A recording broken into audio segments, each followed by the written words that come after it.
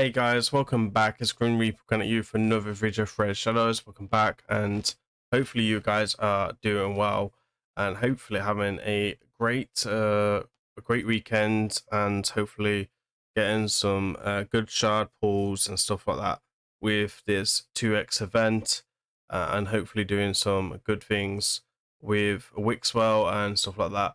Before we get into today's video, I would like you guys to comment down here how you guys are finding the Wixwell event. Personally, myself, I've gone after the 4-star blessing, picked up the 4-star, and I pretty much left it as that, and I'm now starting to try and come in for the mythicals, the soul essence and the soul stone if I can, towards the end of this. So that's where I'm kind of looking for myself personally over the 5-star.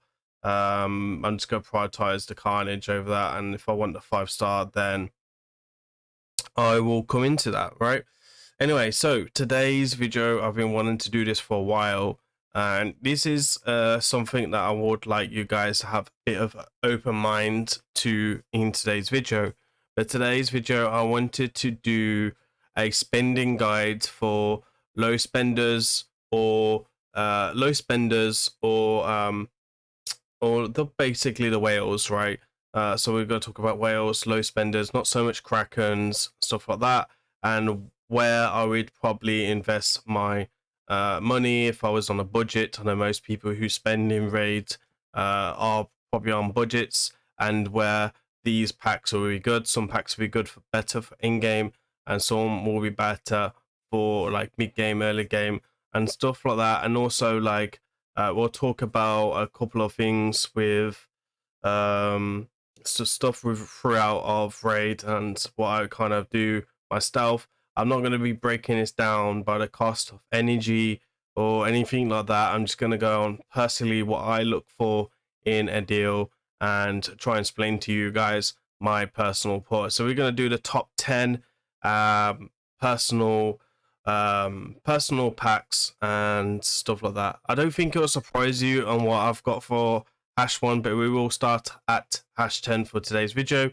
So I've got a couple of screenshots and stuff like that that I want to show you. So before get into it, I'm gonna cover soul stones quickly. Like, there isn't any soul stone packs in the top 10, but personally as a low spender, sometimes I do look at the soul stone packs and think, oh, should we pick it up or not? It's worth pointing, soul stone packs are mainly for in-game players who care about arena content, and that is where generally the soul stones really matter. If you're not interested in that, then soul stones is probably not something that you are buying. And so for me, for like a medium spender, this is a really good pack, but it is a ghost pack. Overall, if for another low spender which is a bit cheaper, something probably that is more appealing to me is the Soul Steel pack, and then probably open them on the 2x events, which is probably the best. And to be honest, I only really buy these not for the blessings itself, it's just to get more currency for the champions that actually want to pick them up. So it's not actually because I'm looking for the champions on the stones, it's because I'm just looking to boost my currency in the split souls overall for the champion I'm looking for. If I get lucky, it's just a bonus. I know it's completely RNG, and I just set my expectations low as possible, so I'm not super disappointed. But if I have a spare 80 bucks, this is what I'm doing. It's definitely like, if you are watching this now, then most likely this would be a bit too expensive anyway, and stuff like that. So let's stop off with the top 10. It's worth pointing out as well, if you're a low spender and if it comes back again, I think the battle pass is a good purchase for a low spender, just because like if that champion is really good, it's cheaper to buy the battle pass than trying to buy the shards and pull that champion, which is the case. But overall, the value of that pack of the battle pass was pretty bad value for the cost of money. So just try and open your mind up a little bit to this top 10. It's very situational, and I'll explain where it is kind of due to it. Okay, so I'm going to start off with the Mixwell Fusion. Now, it's not just a Mixwell Fusion, it's just overall fusion, all the fusions where you get these. Now, these packs are very good for pretty much mid-game players and in-game, pretty much anyone really, because you get some shards, you get some chickens. Early game even, you got a couple of shards, you got a couple of chickens, and the pack of overall is not too shabby. But it's not personally the pack I would buy. But for someone that's got like a large budget of like $200, this is something that I would probably consider overall. Just lacking on the energy side, but everything overall is one of them. Now, personally, myself, when I buy shards, I only just want shards. So, for example, like I wouldn't spend $100 on a pack that's got sacreds and ancients, brews and stuff. I would rather just spend it on 30 shards, 30 void shards, and take the extra 20 void shards. So we've got that going. So number 10, this is made the number 10. I want to show you in game what I think is number 9, and is basically in the game for a very long time. Monthly pack for me has lost some value with like new currencies and stuff like that, new offers coming into the game. I just feel like it's outdated, if I'm honest, but this is a good purchase for overall if you just look for some gems, a couple of shards extra, and something that is low cost as well. You can get this as a $30 deal as well, but overall it's something that personally myself, I don't actually buy it. I know a lot of people say it's good value and stuff like that. Again, it's just one of the things, like if I'm looking for shards, it's one of the things. So it's definitely something that needs to be reworked. I think a couple of primals in here is situational, and I know there is another like budget pack around as well with that option as well. So there is that. Let's talk about energy packs then and stuff like that. Once we get my trusted thingy up, I've got all the packs ready. So explorer pack. So most of the time, if you are a low spender or just looking to invest in the game, personally, energy packs and gem packs and them type of packs are more friendly, and not so much shard packs and stone packs are the way to go. Now I'm not going to count the sting packs within today's video, because mainly it's talking about low spenders and people with budgets. I don't think, like me, including a sting pack of $200 is a low pack spend. It is very good value and probably one of the best values in Raid, but it depending on which one. So again, I think the explorer pack is very, very decent. I think it's a bit on the pricey side, which is the only thing that kind of puts me off. Like if I have $100 limit, $70 is quite on the big chunk side. So personally myself, I wouldn't buy this myself because it's a bit on the high side. But when you break it down for the cost per energy, it is one of the better energy packs in Raid. So for me, this hits number 8. For number 7, actually is slightly bitter, is the personal builder pack. Now again, personal builder pack has pros and cons. So this one for me is more of everyone across the board, end game and early game, as well as late game as well.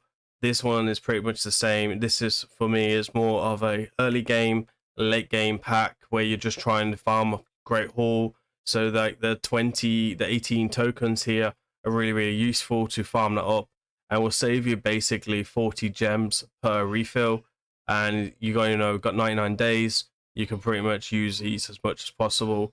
You can break down energy pots, and I would recommend breaking down energy pots, because like taking a chunk of 8,400 energy, where you can probably use this as more of a lower, slowing it down, like not trying to use it all at once kind of thing. This is like more Kraken behavior, but it's one of them ones. So that's one thing I'll be looking at. Right, so yeah, That is one thing that I would like to point out here with this.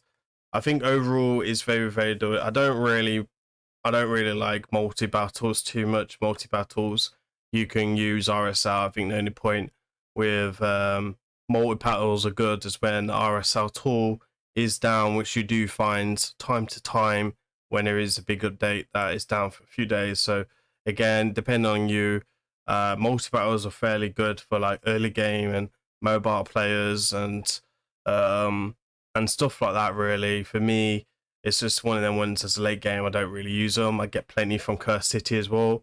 That's one of the things that I kind of look at there. So for me, definitely there. And then for Tag Team Arena tokens again, not really great. They're basically C versus C points, right? Personally, if it was me, I'm still taking 3 versus 3 tokens because my make great halls max. I get like live arena tokens. I don't really push platinum arena. If you push platinum arena, this is a very, very good pack for you as well. So yeah, for me, this comes in at number 8. Number 6, which will surprise you, is going to be this one. Now, this is basically a weekly pack, and for $40, I don't think this is a awful pack. It is worth noting though for like the cost of perv energy for like that is under value. But again, for my personal myself, if you like, my budget is $100 a month. I'd probably pick one of these up a month, and just try and value and use the energy bit by bit.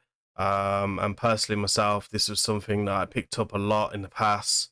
I don't pick it up so much now because again, multi battles I don't rate as much, but like back in the day, I used to use multi battles mainly in C vs C and help me farm spider and stuff like that.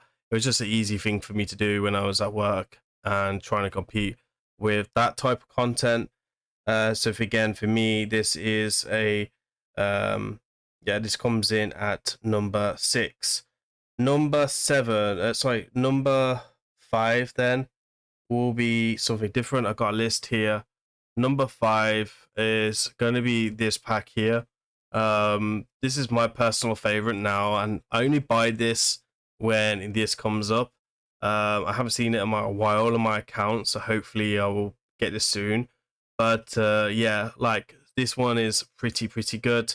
I wish Plarium offered this to the players on a weekly basis. This would be a really strong pack because you could turn it, like it says, you could turn it into shard silver. There's just so much flexibility, and when you break this down, it's like around about 15,000 energy or just over, more or less, if you turn all of the gems into that. So for me, this is very strong pack and is probably one of the best ones to pick up in my personal opinion as a low spender. If I've got $100, I'm picking this one up. 2 other packs, I'm very happy with that. So again, this is great for overall any player in the game. Doesn't matter if you're early game, late game, you generally would use this, and it's going to be a fantastic pack. So for me, this does hit top 5. It's just really hard. You might have like I think it's 20 voids for the same cost. So you might be unlucky and have the void one, and then there's like a really bad energy one, and then there's this one. This one was one of the original offers that people used to get for Black Friday, if I'm not mistaken. And there's like, I think there's like a glitch in the game where this will pop up time to time, and sometimes even daily if you buy it enough. I am talking from personal experience, so you could easily spend too much money on this one. So yeah, for me, this is number 5. Okay, so number 4 then, which I have all of these in game now. Number 4 is going to be the mini meats pack, right? Again, we spoke about the tokens earlier, and stuff like that. I think this is a very strong pack overall, but I wouldn't talk about it for right now. I would say when it's on buy one get one free, and this is why it hits number 4. When it's buy one get one free, it is fantastic value. 26 energy, 20 tokens, reset tokens for 3 months, 6 Asia shards. They're probably like the main things that I'll take in from this. So again, great for plat pushers, great for people trying to max out the great hauls. Like if you're really trying to max out a great haul, pick up a couple of these when they go for like buy one get one free, and then fantastic focus on that, and then just basically go hard after reset or whenever you can. And I think Soul Center is a great one for that. He did a challenge where he did 1,000 wins or something like that to help max out his great haul, get the tokens used, etc., and stuff like that. You can get a bit of relentless gear, 5-star gear in classic arena as well, which is a game more of a early game and late game kind of concept, and try to improve their relentless gear mainly for Hydra or for like finite dark fane and stuff like that. So yeah, for me this hits number 4 as a fantastic pack when it's buy one go free. But generally if it's not buy one get one free, I don't actually rate this pack. Some people still do. That's a personal opinion. This is my personal opinion on today's video. Number 3, this one's a bit of a subjective one, and this is mainly for early game players and mid game players. That is going to be the Rocky pack. So yeah, so for me this hits number 3. Really solid pack overall. It's not really a late game buy, it's not really a end game buy, because ancient shards don't have any value to players like myself, because we have like a big roster already, and we're not really looking for anything. I'm mainly looking for void legendary or mythicals, and that's why, like, if I had $100 a month, I wouldn't be wasting $30 on this. It is worth pointing out, if you buy one every day as an early game or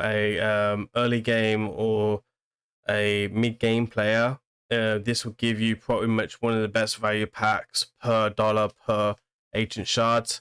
There is like 1 or 2 sting packs that are much better, but you don't see them very regularly. So for me, like every 2x event you can get 60 ancient shards for $60. I don't think that's bad at all, and that is one thing that I'd probably look at. So that's why this one hits number 3 for myself, but again for that category. So number 2 then, which I don't actually have any screenshots of or anything, would be again the Forge Pass.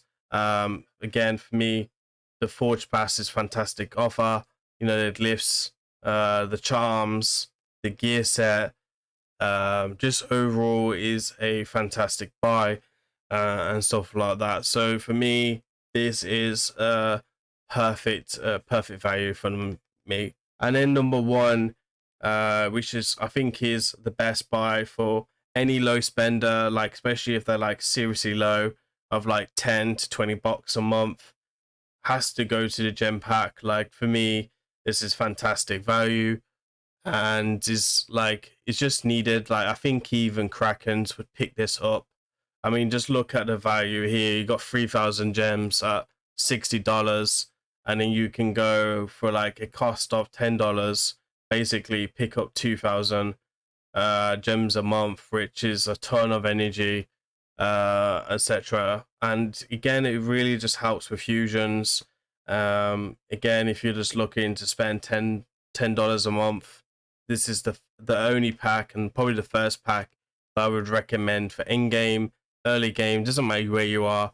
This for me is a must buy, from making your life easier inside Raidshadowlegends, so you can compete a bit more and stuff like that. I would like to see a few more gems now, because like this pack is a little bit old and outdated, but it's still the best pack within Raid by far, and there is nothing that comes close to the value of that pack to compare to this. So it is worth noting as well, like if you guys are struggling financially or anything like that, just remember real life always comes first. It's always worth taking note, and always use your own cash. Don't use like credit cards and stuff like that, so you control your spending.